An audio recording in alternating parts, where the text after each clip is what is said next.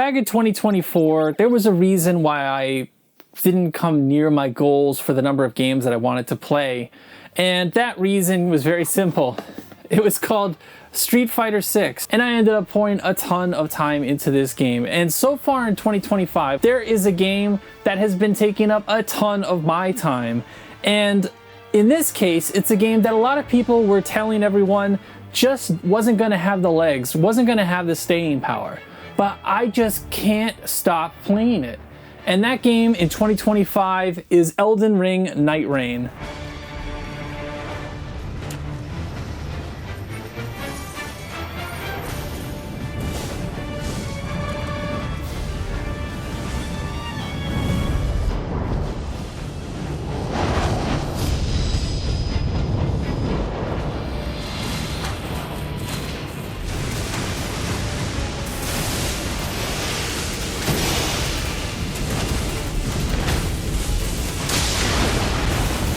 So by now you probably know what Elden Ring Nightreign is, but if you don't, it is a spin-off of that monster game from a few years ago, Elden Ring, which I and many other people fell in love with and could not stop raving about. Now, Elden Ring Nightreign takes the bones of Elden Ring, the weapons, the bosses, the maps, and kind of crams them all together into a tighter package meant to be enjoyed in individual runs. And the initial response to Elden Ring Nightreign was that it was fun, it was tough, just like pretty much every other From Software game, but it just didn't have that magic like a Hades or a Dead Cells. It just couldn't hold the attention of the players for that long. Beyond that, it also did change enough about Elden Ring that it's not really appealing to the From Software purists who have gone through the entire series and have played the game a certain way. But I think the thing that everyone agreed about Elden Ring Nightreign was that there is something about this game. There's something to getting that crazy drop or taking down a tough boss that harkens back to the main game while still being its own thing. But obviously, the other main difference with Elden Ring Nightreign versus Elden Ring is multiplayer. And not just like summon them to help you beat this boss kind of multiplayer. Like the entire game can be played with 2 or 3 people, and probably should be played with 2 or 3 people. Now, admittedly, when you're first doing runs with randoms, it can be pretty discouraging, especially if you've got folks that don't know what they're doing, they don't know what's good for their character, and they're just kind of running around like a chicken with its head cut off. However, the deeper you get into the game, the further you get, the deeper you get into the Night Lords, when you start fighting the Everdark Sovereigns, the vast majority of players have some idea what they're doing, some idea what they're looking out for, and they are generally working together, because by yourself in a 3-man raid, you are pretty much screwed just because of the way the scaling works. If you're solo, that's one thing. If someone drops out, it does seem to scale down, so you still have a chance to make it through. But because it has this multiplayer effect, you end up in these situations where you can make a miraculous comeback, or you can have a terrible start where you get killed by an Everjail boss that's way too strong for you at level 3, and then somehow you're able to recover by grabbing your runes, plotting out a few other spots to hit, leveling up, coming back, and avenging your death. Now, I think that some of the initial concerns about Elden Ring Nightreign, some of the things that people pointed out as being negatives, actually turn into positives over the long run. I do want to see more variety in the game, and one of the biggest complaints was the runs can feel really similar between one and another. So because you play on one singular map with potentially a shifting earth event, and you have random camps placed around the map other than the castle at the center, unless you have particularly shifting earths, which then do not have the castle or they move it around slightly, but you have a pretty solid basis for the map itself, and you have a general idea how it's going to be laid out. When you first load in and you're flying in on your hawk and you're about to hit your first camp, you pull up that map and you identify some key spots, some things that are clustered together, and you go for those. You make a strategy in your head and you start plotting it out and pinging it out to your allies and figuring out where you're going to go. The more you know about the map, the more you know about the camps, the more you know about the Night Lords, and then eventually the Everdark Sovereigns, helps you craft that plan. So for example, you might want to say, get all of the churches to increase your flasks. You could take a look and say, hey, we've got 2 of the churches in the south and one in the west. So if you're starting, let's say, on the eastern side of the map, you might decide to make that route going through the south into the west, trying to get all those flasks on night 1, or maybe you get the 2 southern churches and then complete night 1 and then pick up the one on the west for night 2. So you start to plan out both of your days, even just the first time you pull up the map. And granted, this is something that's learned over time. So if the map changed drastically, then you would have more to learn there, right? Like, it would take longer to get that feel for when you should go for the churches and when you should go for specific camps with the elements that are strong against the Night Lord's weakness. But because it all happens in a very similar map, it's not exactly the same every time, but it's pretty darn close, you can really get that feel faster and start to pick up how to be more effective with your routing. Even though you have your enemies on the map, you have your bosses, you have your camps, and you have your Night Lords, your main enemy is time. So it's all about efficiency. It's about identifying what are the most crucial things for us to go for, or do we need to get something out of the way on night 1 because night 2 we have a shifting earth that we have to go to try and fight through that, get some leveled ups and some powerful weapons. We'll slay this Night Lord yet. Now, for my part, I do want them to add additional maps, and I think that the player base will be at a point where they can even take a brand new map, identify those critical elements that they need to hit, even though the map itself has changed, and come up with a strategy. So over time, I do think that adding additional maps will be key, but I'm sure that From Software is going to do it. And maybe it didn't happen as quickly as some people would like, but I do think there was a little bit of method behind it. Now, when you think about what makes these roguelikes or roguelites really addictive is going to be the loot drops. Being a fan of Elden Ring will make the loot drops that much more enjoyable because you can spot a weapon like Rivers of Blood or the Wheel of Giza or, you know, some incredibly strong weapon with great weapon arts that you can utilize, and you finally get that drop that's both a cool weapon and attacks the weakness of the boss you're facing, along with hopefully matching up with the archetype of the character that you're using. It's a hell of a feeling. What even happened? Do you have any idea what happened? Yes. He was using the hammer, so he swung it directly above his head.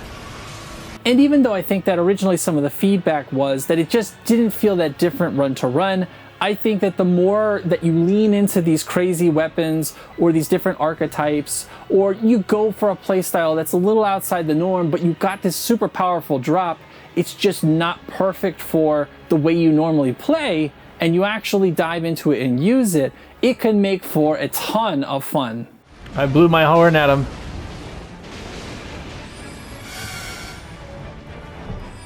With a bubble horn? I got bubble horn. Is it a single small one? It's a peach. I'm gonna fuck him up. Oh, he's debuffed. Oh my god, dude. I'm losing it. It's amazing. Your character is so huge. And you're using this tiny little trumpet.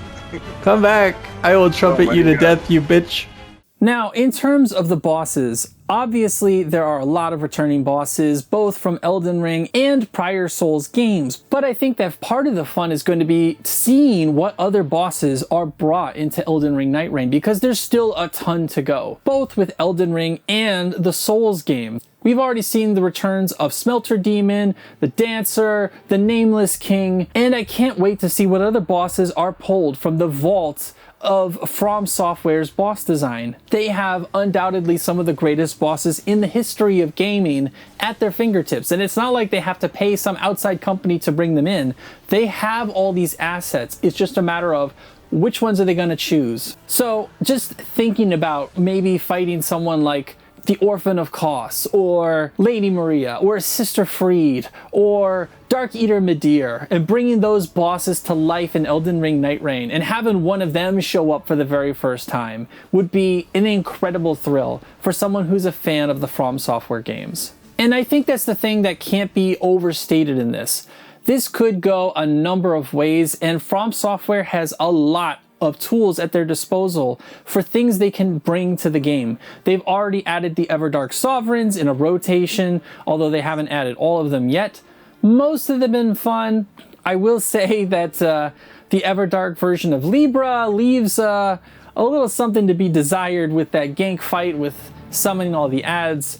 But the other ones are generally pretty fun. And with the addition of Deep of Night mode, I mean, going through an entire run, thinking you were pretty strong, hey, we've got a good shot at this, it's just Tricephalos, and then you get to night 3 and all of a sudden it's Everdark Tricephalos. Or you realize that you're chomping through the health bar on Augur too quickly, and this must be the Everdark version. This just adds that little extra twist of unknown that the game was previously missing. Add to that the fact that now it's in a ranked kind of tier system, so the higher you get, the harder the difficulty, and this becomes a game that scales up for those hardcore players while still allowing players who aren't that deep into it to still enjoy a great multiplayer game. And the bottom line is, this game allows for all of these incredible moments to happen when your entire team is downed except for you and you somehow manage to rally. Oh, the fucking hero. Did you see that shit? Or you're able to hit a Night Lord's weakness just before a huge move unlocks a buff for him. Or you're able to prevent an ally from bleeding out on the battlefield before losing their runes somehow.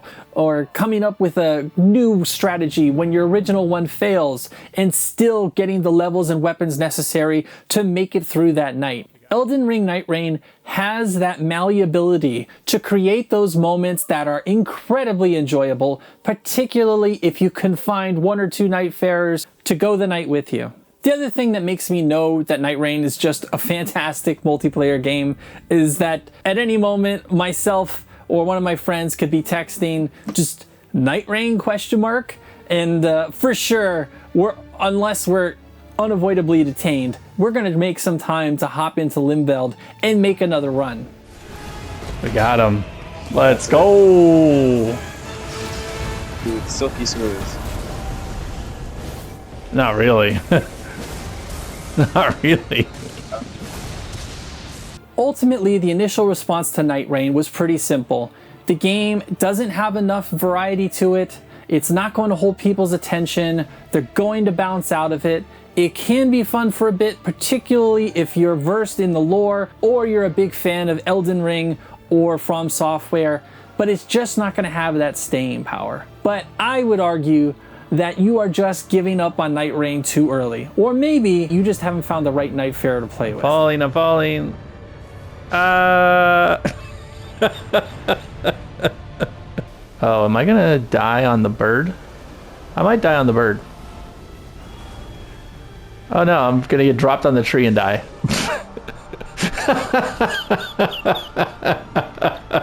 Are you gonna save me or what? Are you gonna stand there? What the fuck? You're fucked up. I can't believe you just let me die.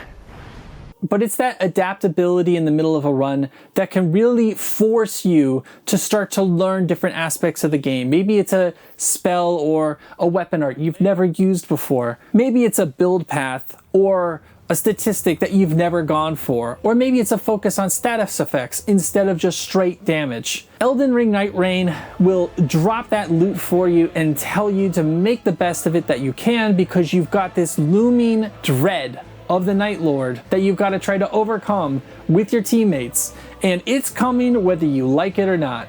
So for me, this has turned into, I don't know if you want to call it the guilty pleasure of 2025, but this is definitely the game with the staying power that keeps me coming back to it. And while it's not, in my opinion, the best game of the year, I might argue that for a From Software fan, it is the most addicting. This is my plea: don't give up on Nightreign too early, like so many of you probably did. But let me know in the comments down below, are you still playing Elden Ring Nightreign? And what boss from Software's vault would you love to see make a return in Elden Ring Nightreign and surprise you in Limveld? As always, this is Pirates for Pirates Gaming saying thank you for watching, and until next time, I will see you there.